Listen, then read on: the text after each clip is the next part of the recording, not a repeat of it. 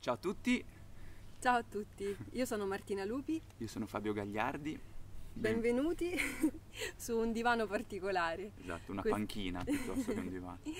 Abbiamo detto divano perché solitamente i nostri video si svolgono sul divano dei Tuparuia. E questa è la panchina dei Tuparu, è nostro tutto il posto, siamo nella nostra tenuta, non è vero. Magari.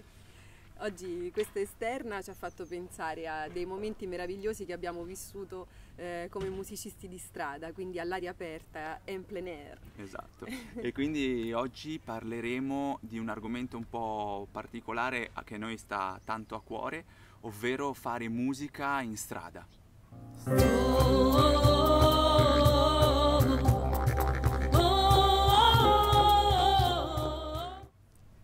Prima di proseguire con il video volevamo ricordarvi di iscrivervi al nostro canale YouTube Tuparuia e se vi piacerà questo video di mettere like e condividerlo. Mi raccomando. E la nostra esperienza come musicisti di strada ci ha proprio caratterizzato. Noi abbiamo suonato tanti anni in strada, abbiamo suonato quanti anni? 6 anni, 7 anni? 7 anni più o meno. Sì. 7 anni con una continuità diciamo assidua. Sì. E abbiamo iniziato nel 2005 quando ci siamo conosciuti in un corso di teatro sperimentale. Abbiamo unito le nostre energie e le nostre passioni, anche diciamo i nostri studi musicali. Sì, ci siamo detto, vabbè, tu canti, io sono il didgeridoo e andiamo, dove andiamo? Bah, andiamo a Barcellona, ci portiamo un didgeridoo, la tua voce è comoda e portatile e niente, siamo partiti. Avevamo anche degli strumenti da infuocare, diciamo, tra virgolette. Io ballavo con il fuoco, quindi con le bolas e anche con delle tazze, sì, che mi aveva costruito Fabio con dentro il Kevlar, questo materiale infiammabile, con le quali io ballavo sotto il suono del didgeridoo. Quindi comunque quando poi si faceva l'imbrunire e stavamo in strada, davamo anche spazio a queste danze con il fuoco che erano davvero suggestive a quell'ora.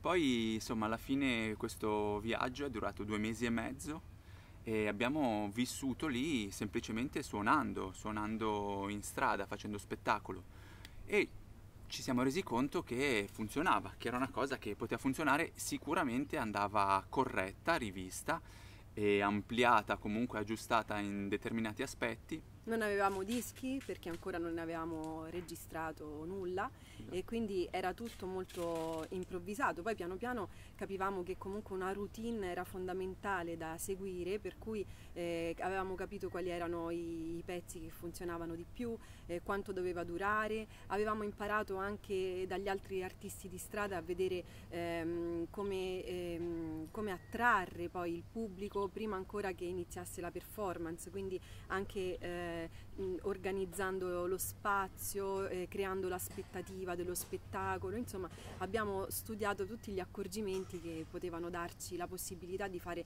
uno show che funzionasse.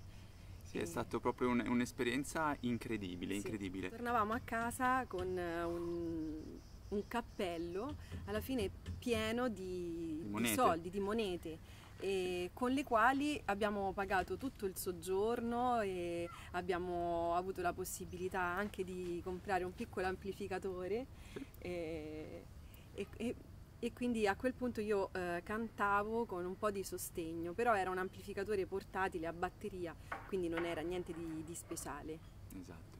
E appunto poi l'inverno successivo abbiamo detto, senti, mettiamoci lì, abbiamo tirato giù dei brani che nel frattempo erano nati e abbiamo fatto il nostro primo disco nel 2006, Terra mi chiami. Sì. L'estate successiva abbiamo detto, riempiamo una valigia di CD. Una valigia grandissima. Galattica. No, era grande, vabbè, una valigia grande. E abbiamo detto partiamo.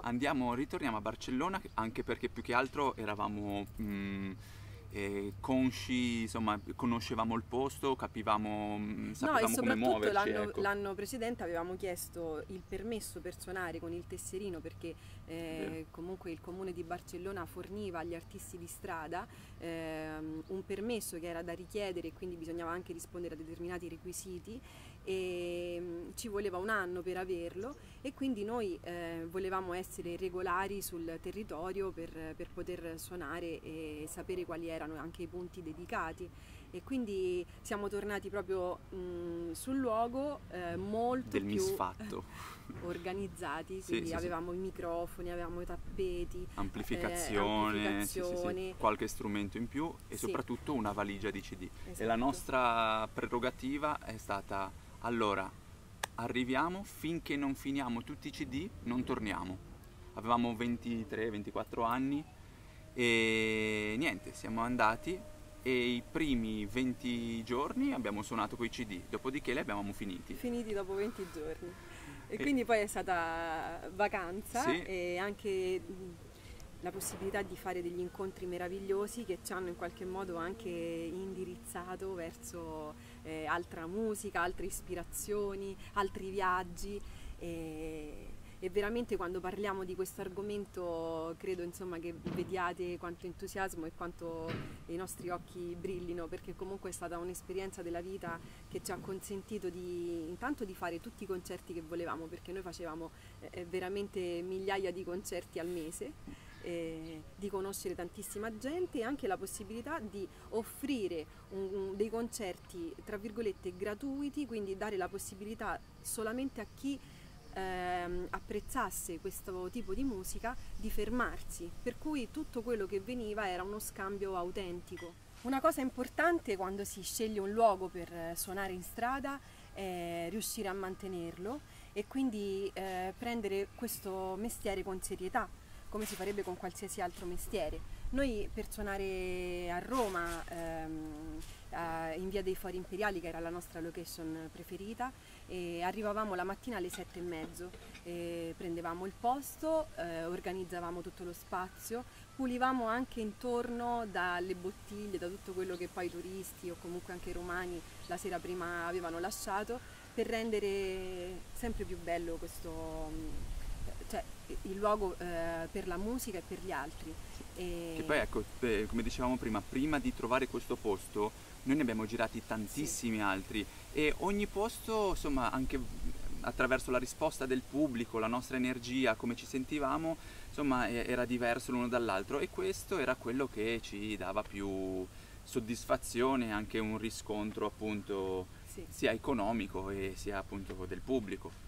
Purtroppo Roma non ha mai avuto una regolarizzazione riguardante gli artisti di strada. Noi abbiamo chiesto dei permessi e abbiamo avuto nei tempi precedenti, insomma ad oggi, dei permessi che portavano la scritta: questo permesso non è valido come autorizzazione. Quindi diciamo un po' era un aleatorio. controsenso incredibile da parte del Comune di Roma, però senza questo foglio sembrava che non si potesse suonare, quindi noi comunque ci siamo adeguati alle regole, nonostante avessimo l'esperienza di Barcellona, che era una città dove veramente funzionava anche l'organizzazione della musica in strada.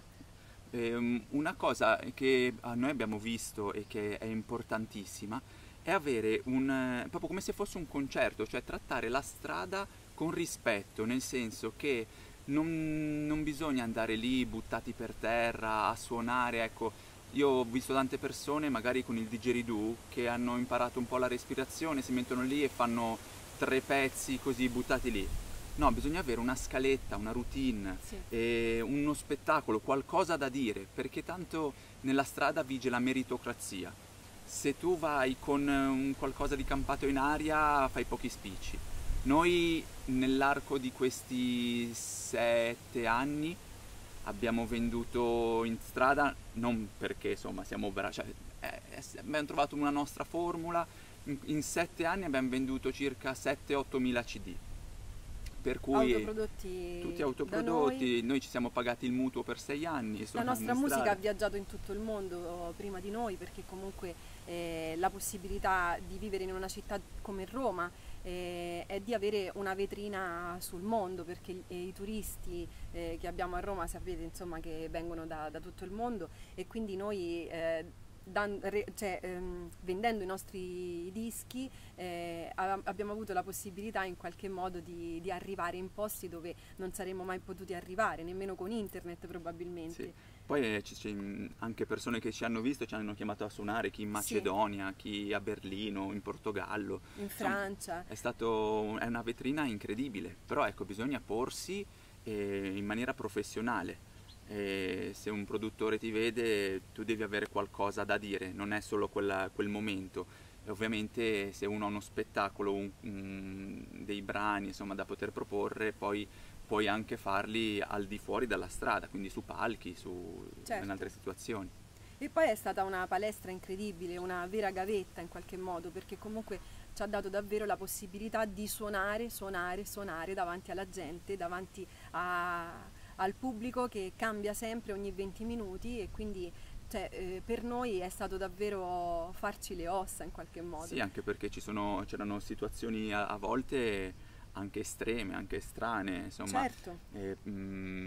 Persone che venivano lì, ballavano, e altra gente più molesta che veniva e disturbava, quindi uno deve cercare di essere anche un po' psicologo della strada, perché arrivano dai bambini che sono felicissimi, giocano, ballano, scherzano, insomma, alla persona appunto, all'ubriacone. Però situazioni spiacevoli devo dire che non ci sono mai state. No. Nemmeno con vigili urbani, c'è un aneddoto che mi piace ricordare.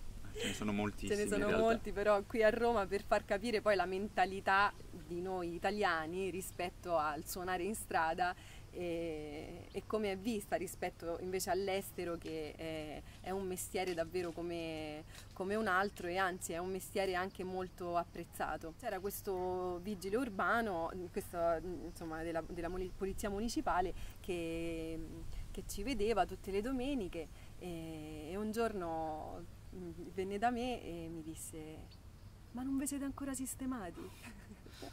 E quindi sì, in realtà... questo per capire che secondo lui eravamo degli scappati di casa che cercavano comunque fortuna in strada, quando per noi era un lavoro di prima scelta. Sì, noi tante volte ci chiamavano a suonare il weekend fuori, e anche in locali prestigiosi o festival, e dicevamo: ma insomma, dobbiamo saltare la strada, no, non ci possiamo andare, rifiutavamo. Non ci conveniva economicamente, questo per dire che comunque la strada è anche una grande fonte di guadagno, se si pensa che comunque è un lavoro che puoi anche scegliere con libertà di orari, però sempre, ovviamente, come dicevo prima, un lavoro che va affrontato con estrema serietà se si vuole che dia dei profitti. Sì.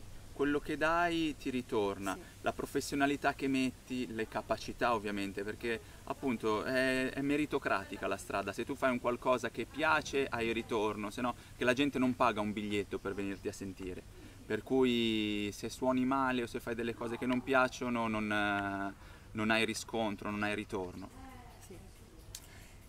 Ci sarebbe da raccontare veramente tanto e tanto altro, e magari fateci anche delle domande se volete, alle quali risponderemo molto volentieri qui sotto nei commenti. Sì, oppure se appunto volete approfondire possiamo fare anche degli altri video sull'argomento, perché davvero in 6 anni, 7 anni è successo veramente di tutto. Sì. E niente, fateci appunto sapere, ci vediamo presto ai prossimi video. Sì, se vi è piaciuto questo video mettete like, condividete e iscrivetevi anche al nostro canale YouTube attivando la campanella in cima per restare aggiornati su tutti i video che usciranno. Grazie mille e a presto. Ciao! Ciao!